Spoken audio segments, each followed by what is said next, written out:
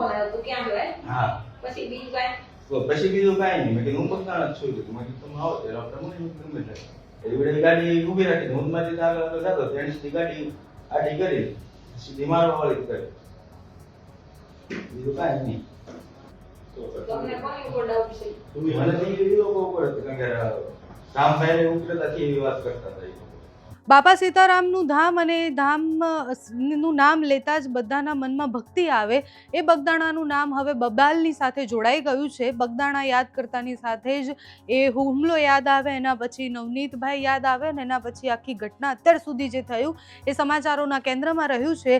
બગદાણાની એ બબાલ પર હવે વધુ એક ઓડિયો ક્લિપ સામે આવી છે. ઓડિયો ક્લિપ એ પીઆઈ ડાંગર અને નવનીતભાઈ છે એ બંનેની છે. નવનીતભાઈ જે તે સમયે પીઆઈ ડાંગર એમનું નિવેદન લેવા ગયા હશે એ સમયે આ ઓડિયો રેકોર્ડ કર્યો હશે એવું માની લઈએ આપણે.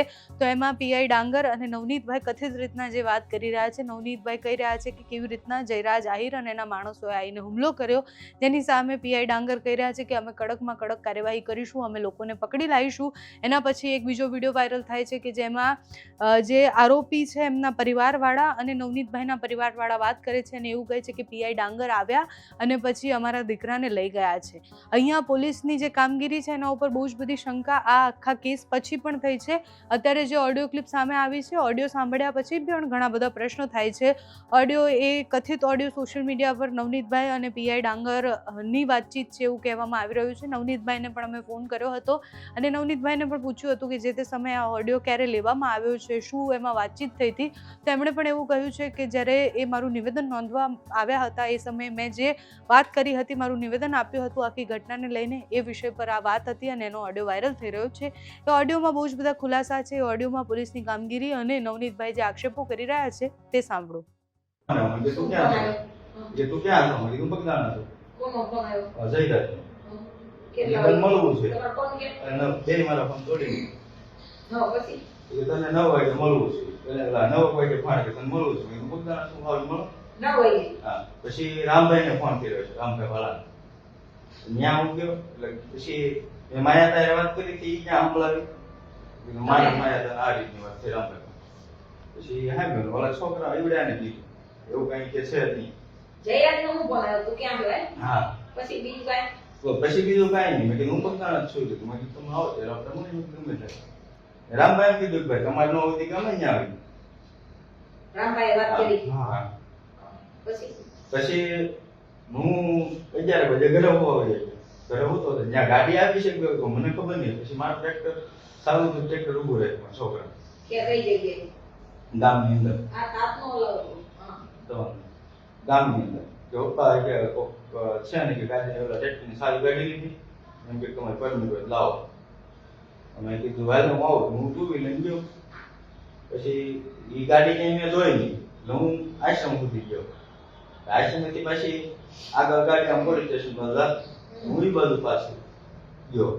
કદાચ કોઈ સ્ટાફ આવે શું હોય એ આપણે છોકરી વટી જાય ત્યાં સુધી ગયા. ક્યાં કઈ જોડી આપણે પોલીસ સ્ટેશન વટી મારે બીજા ટ્રેક્ટર કઈ છોકરી આપણે આ જેસર છોકરી પોલીસ સ્ટેશન વટી તો મોડ પર આ જવાનું મોટો હોય હતા. હા મારા ટ્રેક્ટર બીજા અહીંયા હતા. મેં કીધું લઈને પાછા આવતા એની પાસે જાય છોકરા પાસે. હું એ બાજુ ગયો. એ બધી ગાડી ઊભી રાખી હું માંથી આગળ જતો તેની સીધી ગાડી આડી કરી સીધી મારવા વાળી કરી. બીજું કાંઈ નહીં. કેટલા જણા હતા એ 2 ગાડી ઓળખો છો કોઈને જોયા કરતા શહેર ઓળખાય કે આમ કોઈ નામથી નથી બોલતો. અને બેન છોકરા થઈ ગઈ એમ નથી બોલતો. પછી બીજું તમને કઈ કીધું તું કામ માર્યો કાંઈ આ તે એવું કાંઈ મારવા વાળી કરી પછી મને કઈ ખબર જ નથી. ગાડી હોતો નામ પાડી દીધી. તમને કોની ઉપર ડાઉટ છે મને તો એ લોકો ઉપર હતું કારણ કે રામભાઈ ઉતરતા એવી વાત કરતા હતા એ લોકો. એમ નહીં હા તમે મત કરો હા હું આમાં બનાવવાનું કારણ શું લઉં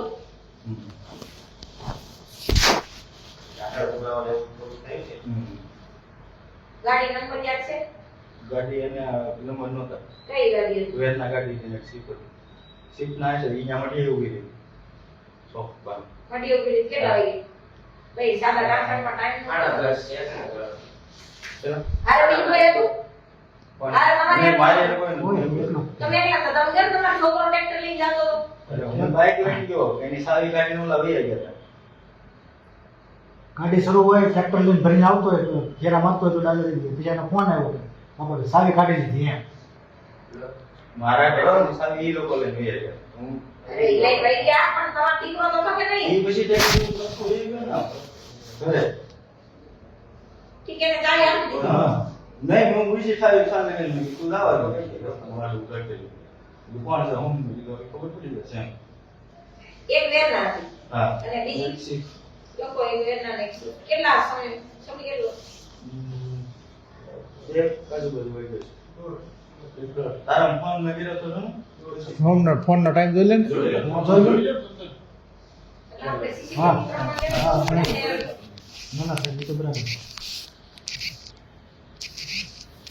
પછી રાજુભાઈ બોરડાનો ફોન આવ્યો. રાજુભાઈ ના સરપંચ છે ને બોરડાનો. મને કે આ શું છે? મેં કીધું આ છે ને આ રીતે ફોન કર્યો. વિડિયો મોકલો આમ કરો તેમ કરો બરોબર. એટલે તમે આ તારે વાત કરી લો મારી ભૂલ હોય તો માફી માંગી લો. અરે એમ વાત નથી હું તમને એવું કહેવા માંગુ છું બે ચેપ્ટર છે એક આતાવાળો હા ડીયુ મારવાનું બરોબર ઈ બે ઇન્ટરકનેક્ટ તો થવું જોઈએ ને સમજો તમે એટલે આવડા જયરાજભાઈ ને એવું રામભાઈ એવું કીધું કે મારા બાપા પાસે માફી બોલાવ માંગે એમ.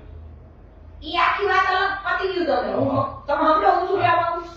તમારી કોઈ જયરાજની મારો આવ્યા કે એને કોઈ કીધું આવી સીધા મારી વયા ગયા એમ મારું ઈ કેવું હા હારું બે માની બનાવવા આખા અલગ થયા કે નહીં? હમ. એને મારે કનેક્ટ તો કરવો પડશે